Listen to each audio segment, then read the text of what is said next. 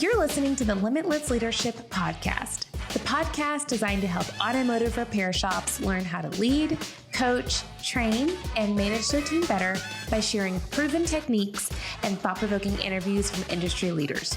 Are you ready to transform your leadership skills by tapping into unrecognized potential to achieve limitless results? Let's get ready for liftoff. It's time to go from great to greater. Here's today's episode. All right, leaders, whether you're running a shop, leading a team, or leveling up in your career, you know details matter.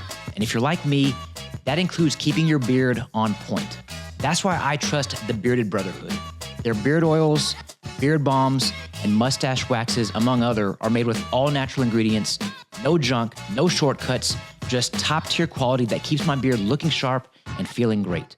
And let's talk scents. Whether it's their best-selling Woodsman or my personal favorite, Lone Stranger, the Bearded Brotherhood keeps me smelling fresh and my beard stays soft all day. If you take your beard game seriously, this is the stuff that you need.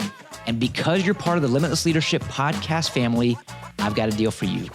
Just visit thebeardedbrotherhood.co/lead15 to grab your favorite products and get 15% off in the process.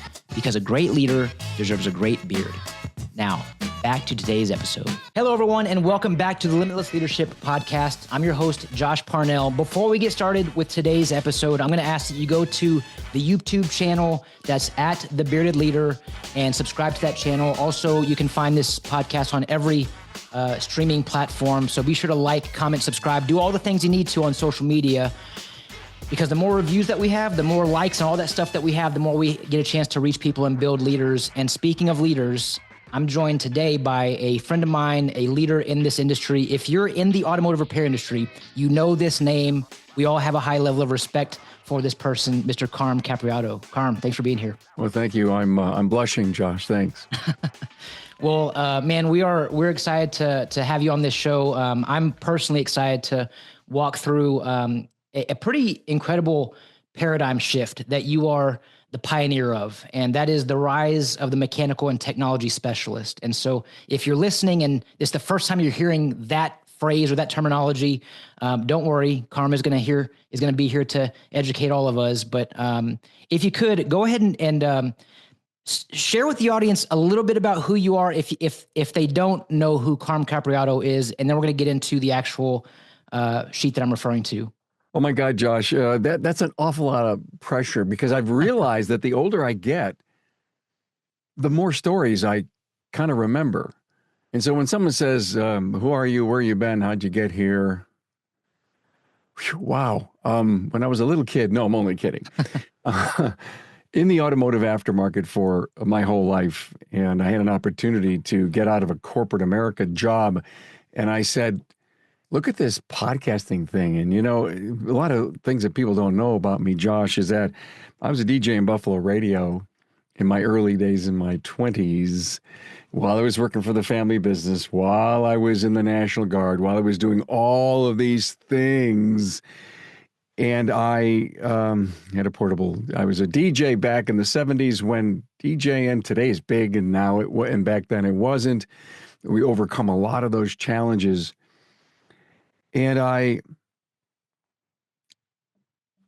realized that because I've been behind a microphone before and that podcasting that was 10 years ago was kind of in its infancies, maybe 3 years old, Josh, I said, wouldn't it be cool if I could interview entrepreneurs, CEO, business owners, and talked about their pathway to remarkable results?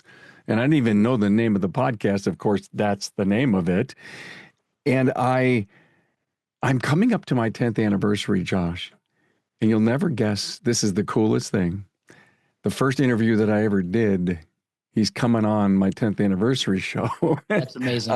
I am just goosebumped about it. I've got my first, second, and third interview coming on to do a 10th anniversary with me. So I realized, because you know you've got a leadership podcast here, right? Mm-hmm. We need this so bad, we really do.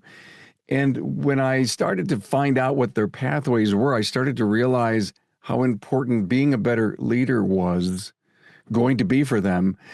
How important, how do you develop and manage and maintain culture? Let's go back to leadership. Yeah. How am I going to have respect for the financial goals that I need to have? And how do I get my people all on board? Whoops, that's leadership. Sure.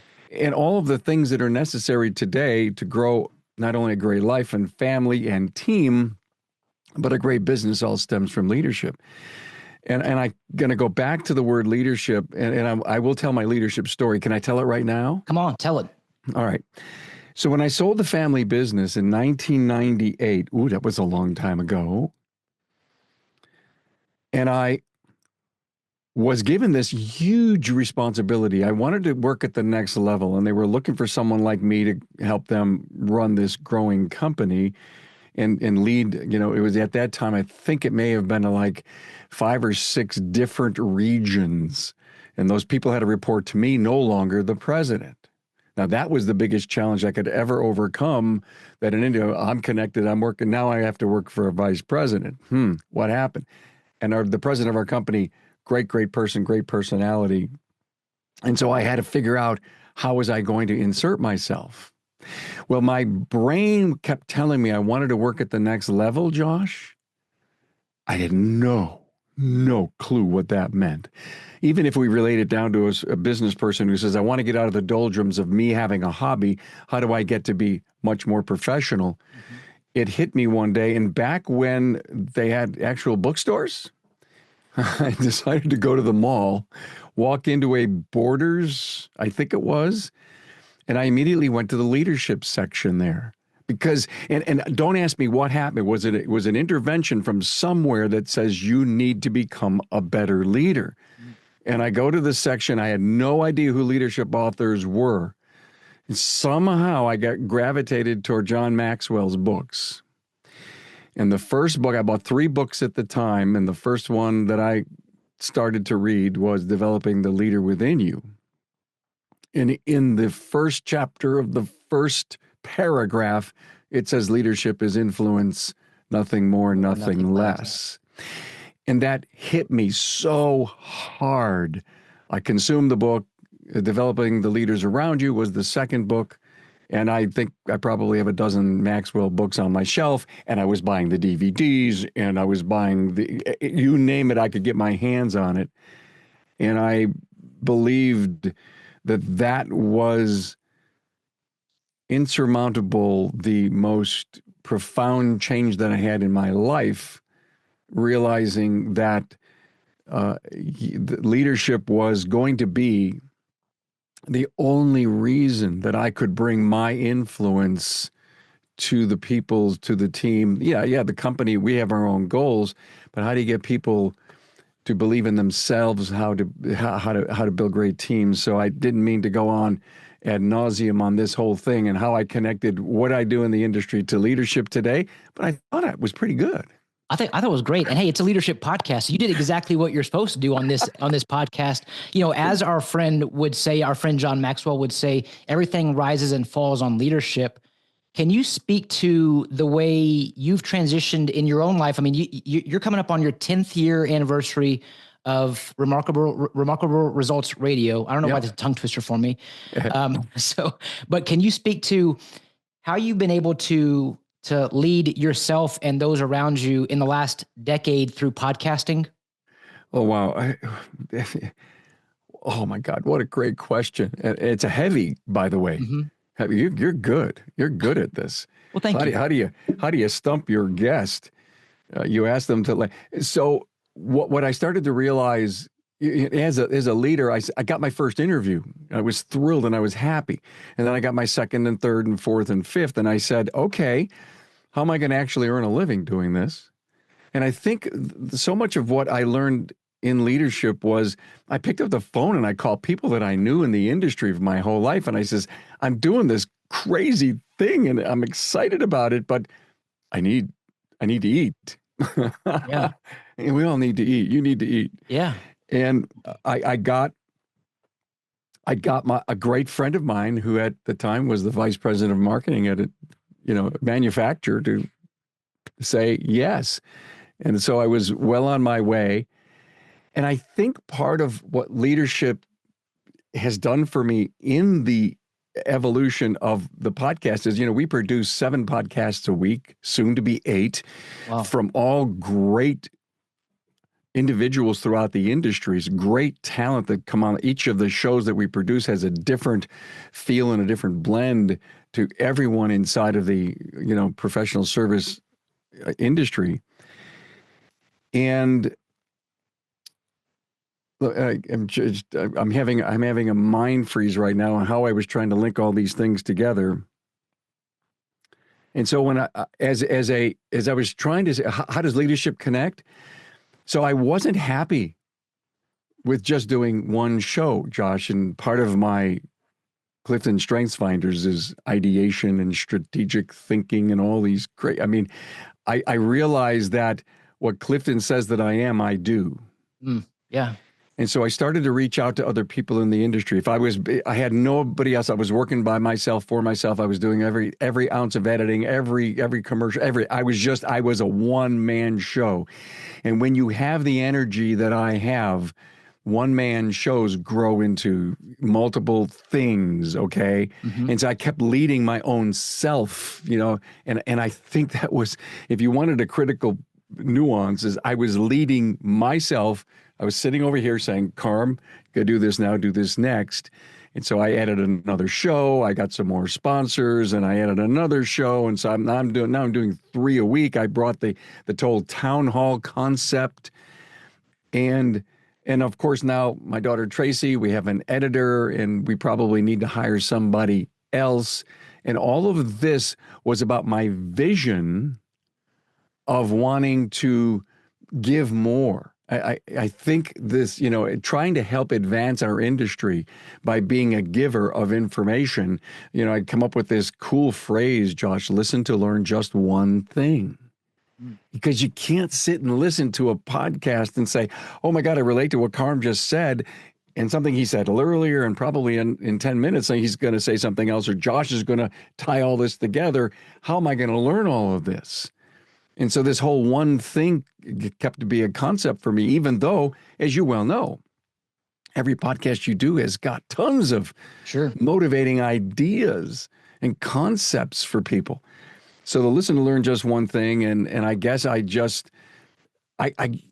couldn't put myself on a seat in a corner in timeout zone. I could never. Sure. In my whole life, I could never do that. You have a big vision, Carm. 10 years ago, you may have not envisioned the podcast to grow the way that it has, but I know you had a big vision back then. And to your point about self-leadership and leading yourself and developing yourself, you're sharpening your axe, and you keep on sharpening your axe. You're leveling up. You're working on yourself each and every day. And subsequently, you're adding team members to the equation that you're now leading, not only yourself, but also those people as well. I'm curious, have you gone back and listened to your first few episodes compared to 10 years later? I imagine there's a pretty big difference in your own leadership growth and skill set, correct? I can't, Josh. Painful? I can't listen to them. I can't. Yeah. Now, it's not that I haven't done it, because I recall 3 or 4 years in, I said, okay, because I was always studying, interviewing technique. I was always reading. I was watching some of my favorite interviewers. Charlie Rose was one of them, although he got into some crazy trouble. And I would watch Charlie Rose, interview. And I'd look at it. He's taking notes, and he's got notes. And of course, he's got producers and all that stuff I don't have. And I started to study that. So I went back and I said, let me see where I am today to where I was 3 years ago. And I listened to it, and I was like fingers on the chalkboard. Yeah. Then today, and you and I shared a little bit in our discovery call, how I look at the evolution. If you're going to be a serious podcaster or an interviewer like I am, I'm an interviewer. Mm-hmm. I'm not a solo podcaster. I'm an interviewer. And it's not about me ever. It's all about them. Yeah. But them has to be what they want to talk about, not what I want to talk about, but I want to take what they have to say and I want to explode it in Carm's view. Carm, can we hang on that for a second? Because you also just described a very important and I believe key leadership principle. Because when we're leading others, it's really about servant leadership and how we're serving them, how we're influencing them to grow and develop. Can you speak to the fact that when you're leading someone, it never is about us. We're not the main attraction. What advice could you give to someone who struggles with this mindset of servant leadership in an effort for growth and development? Well, I think you want to really know enough about the individual that you're leading or the teams that you're leading, or if not, you're leading an individual who's leading teams. In my case is, how are your people? What's going on with them? What do you know that there's so many different schools of thoughts on leadership, hands-free, I'm away. I don't want to get too personal because if something tough happens, you don't want to get too close. But there's a way to get close and appreciate the people that work for you. And I believe if we don't have a caring bone in our body for people's own lives beyond work, then they're not going to bring their A game to the job that they have. Reach. And we can't ignore. Let's go back to personal development and reading and listening to podcasts in an area that you want more information on, and then being able to take that information and do something with it. Practice. I go back to the old practice thing. Every time when I had to do a leadership thing, I have a problem. It's my intuition. It's almost like I always have a hover. There's always a hover Carm hanging around. And anytime I'm done with anything, Josh, I reevaluate what I just did. Did I say the right thing? Did I motivate the person in the right way? Do they feel like I care enough about them? Yeah. Do they care enough about the people that they have, be it their clients in their own teams? And I don't think it's a bad trait to have, but you can overconsume yourself in wanting to be perfect. Yeah. And I'm an individual who says, okay, if you couldn't be perfect and you were good, then learn from that. And the next time you keep improving yourself because you care enough about being so good yourself, but about also giving the kind of experience. So an individual comes back with you as a leader and says, wow, that was a great thing. What did you learn from it? I mean, you have to ask yourself, you don't go, Carm's not going to go around and says, so how was that meeting we had yesterday? What did you learn from it? I want them to become that individual who self-assesses. Carm, as a recovering perfectionist, I can tell you I love that advice. We know that practice doesn't make perfect. Practice makes progress, and people don't care how much you know until they know how much you care. Yeah. So on that note, we know that connection creates engagement, and engagement is actually what increases performance. And we can connect through our words. So here's where I'm going to transition into this amazing document. If you're listening, I'm going to encourage you to go to the YouTube channel at The Bearded Leader to see what I'm holding up. This is a document that Carm created last year in 2024 called The Rise of the Mechanical and Technology Specialist. And I'm shifting here because throughout this entire article, there's a common theme, and that is words matter. Words carry meaning. Can you walk us through what that really means, what words carry meaning means, and then talk to us about the rise of the mechanical and technology specialist? Thank you for bringing this up. It's my labor of love for the last about year and a half now.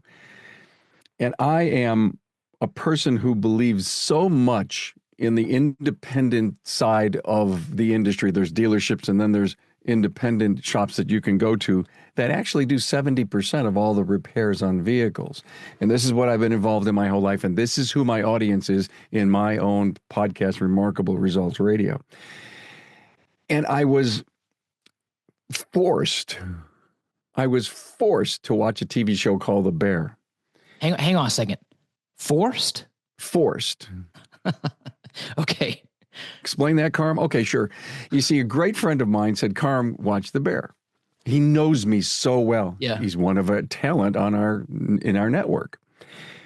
And I didn't watch it. And he called me up and he goes, "Hey, did you watch The Bear?" I said, "No." He goes, "Watch The Bear." Third time, watch The Bear. So I said, in order to get Matt off my back, I better watch The Bear. And what hit me in 20 minutes in the first episode was the power of the professionalism of being a chef.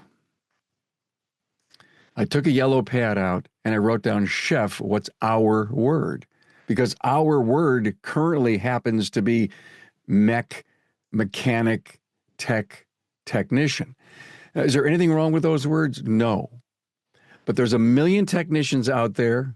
We came up with the word 10 years ago. Everyone in any industry has pulled on that word technician. Mm-hmm. There's blood technicians, there's nail technicians, or HVAC technicians. And so when you have a problem with your vehicle and it goes to a technician, okay, great. Well, that means that somebody's brilliant and smart, but it doesn't necessarily mean that they're going to fix your problem, you see. So in this whole concept of being a chef and the respect that you get when you earn to get up there and the white coat that you end up wearing, so you don't look like a cook, you don't act like a cook, you act like a chef.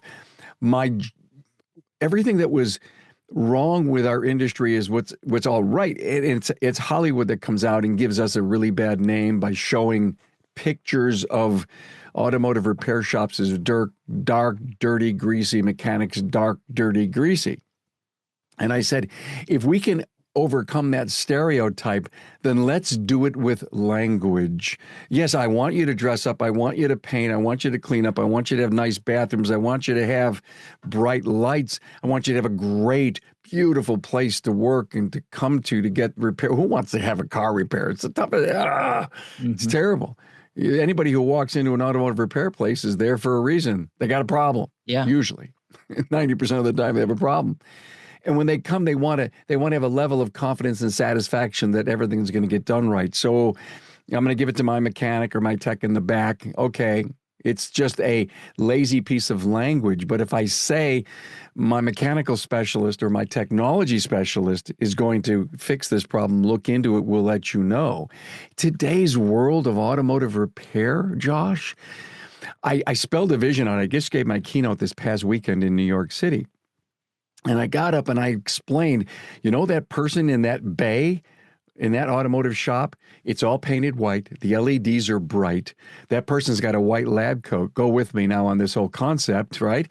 He's got a tablet in his hand. He's got 3 computer, monitors and all these, and he's hooked into every piece of information that he could have to help him do the right diagnostics on your vehicle. He's a specialist. The nurse at the counter, the service advisor at the counter takes your vitals, and just like the nurse at the doctor's office, but what does she do? The doctor comes in and does the deep dive, which is what that technology specialist would do. Specialists, they keep you alive. Yeah. They keep your car alive. And so it just hit me. The word technology is what every vehicle is made up of today. And the word specialist is what most of our people that go into constant education and training, we're buying equipment that's worth hundreds of thousands of dollars just to be able to connect with your vehicle and make it work. But the average person doesn't understand that. And I figured there's only one way that they're going to understand it is we have to tell them. We have to demonstrate through a stronger level of language as to what we actually do, so that people would stop and respect that there's $1 million of equipment invested in these shops and people don't want to pay for it.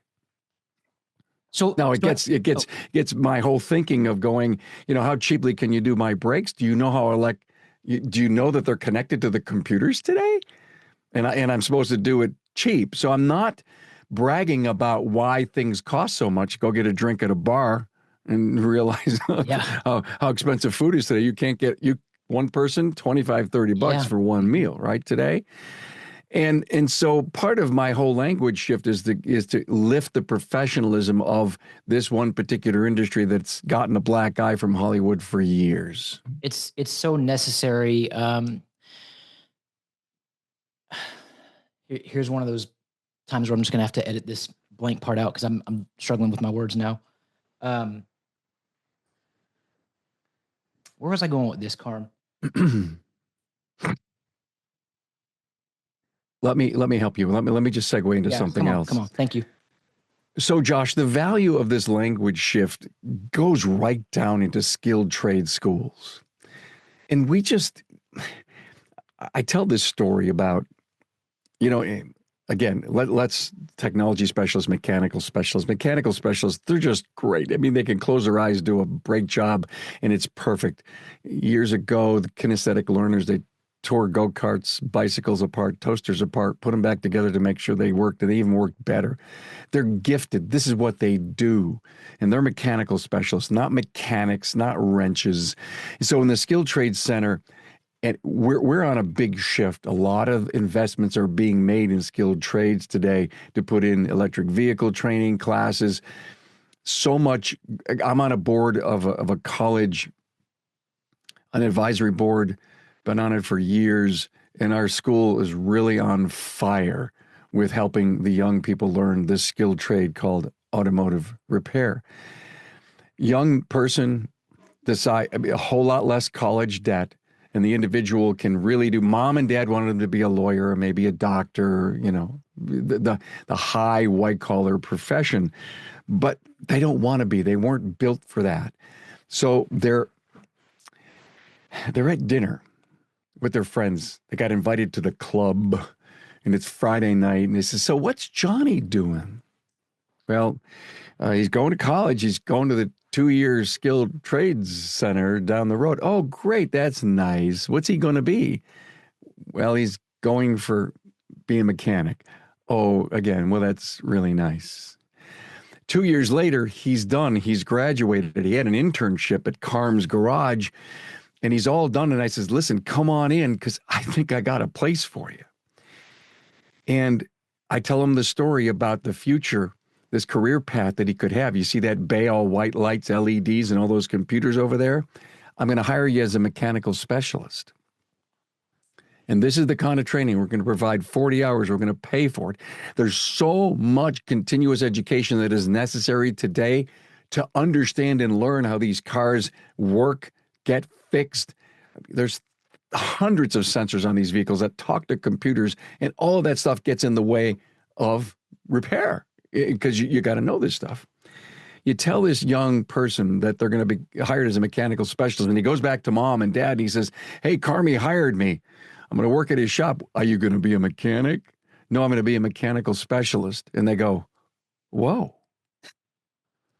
2 weeks later at the club with the same friends, he says, Yeah. "So did Johnny graduate?" "Yes, he did." What's he going to be? He's going to be a mechanical specialist over at Carm's Automotive Repair Center.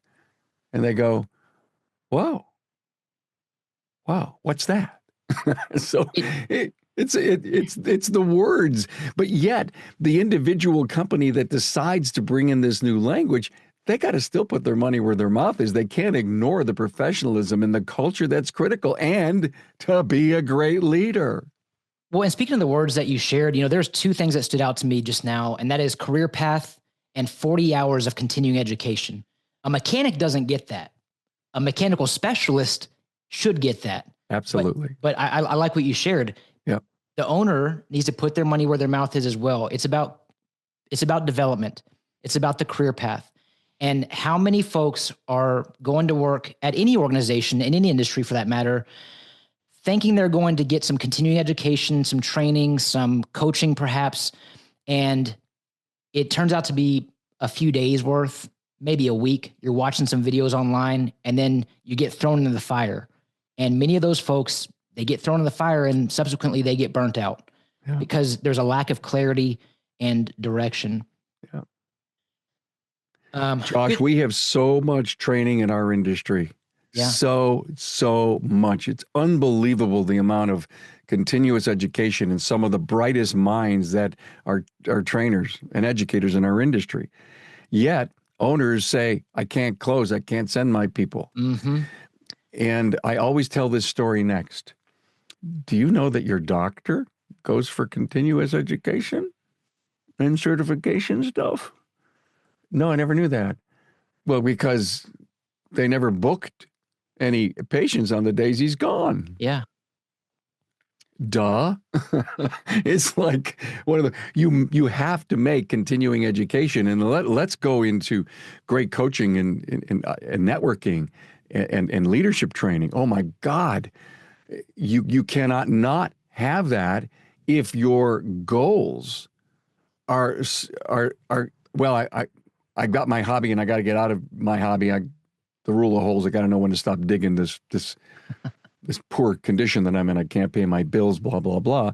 And how are you going to do it? Well, a lot of it starts with finding a coach, finding an expert to help you, a networking group that can help lift you and realize, hey, I've been there and done that. Come on, follow this pathway for me. But an individual has to want to do it. And the people that don't want to do it are always going to be languishing. And I think in so many industries, Josh, and I know you know this better than me, so many industries, people are going to start going out of business if they don't become smarter, better leaders, more professional, because customers are too smart today not to realize that this isn't the right place that I want to have my medical, my roof done, my vehicle fixed. Right. People, I think, are going to much too sophisticated to realize that today. You just said something that really stood out to me, and it's this concept of we can't not afford it. A lot of us say, well, I can't afford a coach, I can't afford training, I can't afford to send my team to training. The problem is training in our industry is often thought of as a once a year thing, or it's a one-time thing. But you and I both know, Carm, that with continuing education, it's very much like an athlete should treat practice. We're always training. We're always developing. We're always working on ourselves. And when you think about it like that, we can't not afford to get a coach or to get training. Speaking of training, so by the time this episode airs, it will be a few days before I see you in North Carolina at the Fueling Connections event in the Mooresville, North Carolina area. So have the opportunity to sit with you on a panel and really just be a facilitator or a moderator of the panel with you and two other incredible leaders in our industry. If you're listening and you're thinking, hey, what am I going to do the weekend of April, 9th, 10th, 11th? Coming out to Mooresville and listen to Carm speak in person, and I promise you will not be disappointed. Oh, I'll just be on the panel with my two good friends and you. It'll be so much fun. I'm honored to be there, and God, I can only stay there for like a 24-hour period because I'm flying out a day later to do another conference. Okay. Yeah, but we have this kind of opportunity in our industry to learn from people and peers. And here's what I always say: you can get up there and listen to a speaker and a trainer, and you could take all these great notes. But the power is the person sitting to your left and right, and what happens on the coffee breaks, and what happens at lunch. And if you stay too much into your tight little zone, you're never going to realize the value and the power that people to build a networking group. So and the more we go to these conferences and the more we see, oh yeah, I met this guy from over here and now I'm either a Facebook friend or I've got his text and he knows somebody that I know and he went through coaching and his business tripled in profits and he's hiring the best people. People want to come and work for them. And again, everything that I'm talking about is about automotive repair. But any small business person can relate to this. It doesn't matter if you do cookies, you do Christmas trees or whatever. It's all the same. It's all in one big, great bucket of leadership. There's so much power in networking. It's all about connection. And as I shared earlier, connection creates engagement and engagement increases performance. Carm, I want to go back to something you shared earlier. And earlier you're talking about when you were younger, in your younger years, you're thinking, I want to get to the next level, but what does that really mean? Like, what does it even look like? What advice would you give to someone who is in that same mindset right now, saying, at the place I'm at the shop I'm at the corporate job I'm at, wherever they're at, they want to get to the next level, but maybe they don't know what that looks like. Maybe they don't know what steps to take next or really what to expect. What advice could you give to someone who's thinking this right now? Well, I'm a long-range planner, Josh, but I make a big mistake about it. I don't write it down.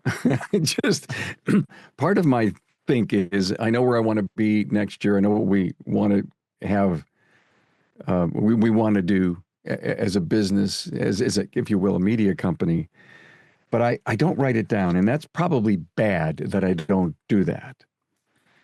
But I'm a person, because of how I'm built. Oh, well, let's go right today, not left. And so I'm always, if I had these plans written down, which I know you would probably say, Carm, that's not right. But when I look back, it says, well, I need to have restretch my long-term vision goals once a month, because I decided that the flavor of the day is this now. And these short-term things. But I didn't mean to digress in that department, that I don't write down my long-term goals, but there's a couple of things. Intuition, and I mentioned it earlier, is one of those traits that I have that makes me look and see and smell and feel the world around me by reading and looking at all that stuff. And I try to make sense of it all, what's happening out there, ear to ground, if you will. And when I say ear to ground, I also mean listen. You ultimately have to learn to be a good listener. You cannot get through life without utilizing the two ears versus the one mouth. But you also have to learn to be a better communicator. And that's why I joined, and we started a Toastmasters group 2 years ago inside of Remarkable Results Radio, and anybody can join it. And we have to speak as leaders. We have to be fluent in what we say. We have to also respect the listening curve that comes with Toastmasters. Is not all about speaking, although it teaches you to be a better speaker. It's all about listening and valuing. But my mentor years ago put his arm around me and said, Carm, always remember to pay attention. And that has been one of my biggest traits to date, is how much I look at life and I pay attention to it. That I listen, people that I know in the industry, if I'm going to listen with 2 ears and I'm paying attention to what they're saying, what does that mean for me? What does it mean for the industry? What does it mean for my team? What does it mean for my family? And I'm always paying attention. And I never realized the power of that mentoring. Carm, pay attention. Just pay attention. And this was a wise old man I totally respected. Arm around, walking me down. Come here, let's go. Let's go for a walk. Arm around. You've been paying attention. What are you seeing? What's going on? Carm, pay attention. And I talk about that a lot. Carm, I thought that the greatest advice you ever received from a mentor was going to be to watch the bear. Instead, it's pay attention. But I want to highlight you for a moment. You are incredible at intentionality. The amount of times that you have called me by name on this podcast episode, you're very intentional with your words. We do know that words carry meaning. We know that words matter. We know that in the book, How to Win Friends and Influence People by Dale Carnegie, we know that the sweetest sound to any person in any language is the sound of their name. And every time I've spoken with you, you're always very intentional with calling people by name. That to me is a wonderful attribute of you as a person, but also from a leadership standpoint. I'll ask you, Carm, what does leadership mean to you? Josh, I am blown away by what you just said. I'm not going to answer that right now. I'm going to stop for a moment and take over this interview, which is what I do. You said I used your name, and I don't remember using it. Thank you for telling me that, Carm, maybe by using Josh's name over and over, and I don't recall that I did, but it's important to me. And maybe I learned that it needs to be second nature, but now I go back, when I think of the interviews that I do, something, Josh, that just hit me about a month ago was I need to stop for a moment and remind everybody, Josh Parnell is with me. And we're talking about this, 10 minutes in. And I don't do that enough when I do my own podcasts. I do it in the beginning, maybe at the end, but I don't do it intentionally during it, especially if I'm allowing a panel to talk back and forth together, and I don't want to get in their way, and I just want the sparks to fly, right? And I don't have to purpose that. One-on-ones is easy to do, but thank you for opening my intuition to the fact that if I am saying your name, and I say it a lot, Josh, then I must have it built into me Yeah. somewhere. It's And habitual and now. again, I don't think it happens in your 20s and 30s unless you're deliberately trying to affect change. And I always look back at the decades of life, your 30s, your 40s, your 50s, years, and that you're ultimately in a new position. You're growing. It's family. It's income. It's solidity. It's all those things. And I think communication to a particular perspective builds if you let it and you work it. I don't know if that made any sense to you. It made perfect. So the way you just ended that too, you work it, you work on it, you work it. Speaking of working it, so you've been doing this for much longer than I have. If going back to Toastmasters for a second, if anyone had the and counter, you definitely won this session, if you will, with this particular episode. But I'm going to challenge you though, and I'm going to encourage you to go back to listen to recent episodes. You probably say your guest's name way more than you think because you pay attention. I'm going to go check, Josh. I'm an counter. I got a great story if you want to wrap this. Yeah, come on. Let's go. I have a great story. So I did my keynote in Amelia Island about a month and a half ago. In the audience were 4 of my fellow Toastmasters. And they came up to me before it was going on and they say, "No pressure, Carm, but we're counting." Oh, boy. Just before I was going on, it was either like they were just trying to make me sweat or get me, I don't know if they were, intentionally just through an outpouring of love, trying to make me super nervous. And I got completely done. It was a 35-minute speech. And, people come up and congratulated me. And as I was walking to the back of the room where they were all kind of huddled together, I said, "Okay, tell me how I did." And they put up the finger. One time. One. Wow. One. And I know I did a few extra ones here. I do believe, but I'm not counting. But I did one in that speech. So I was pretty proud of the fact that they did what they had to do. They put pressure on me. And here's how I learned to get rid of the ums and ahs. And this is what hit me about 6 months into Toastmasters. When we stop to say, or you just watch TV, any interview show today, and just start counting, get the hash marks out. Just in a 5-minute interview, you'll probably find 25 or 30 of them. And you won't realize how disturbing it all is until you're aware that an individual who's being paid millions of dollars to interview people can't pause like I just did and not say an and an er. And what I learned, Josh, was that pause.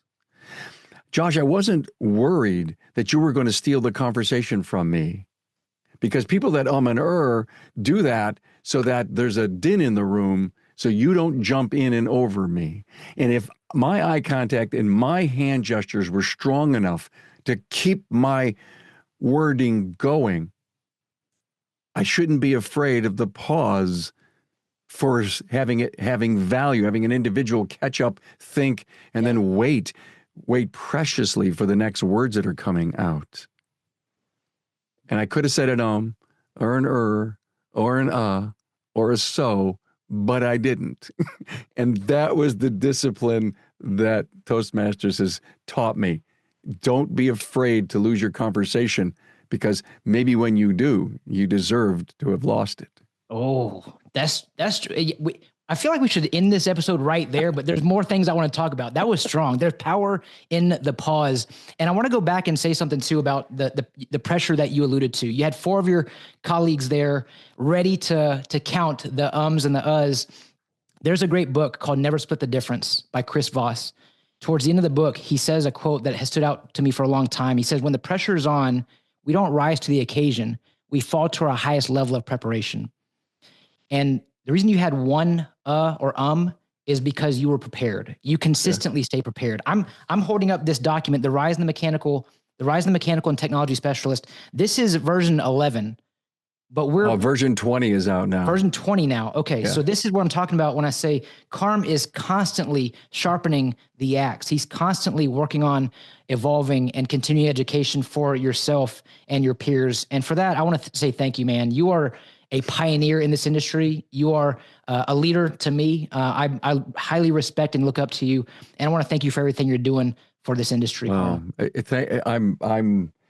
elated for you to have said those kind words.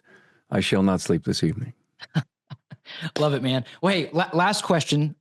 Where can we get in touch with you? Where can our audience find the rise of the mechanical and technology specialist? Okay. The website is remarkableresults.biz, B-I-Z.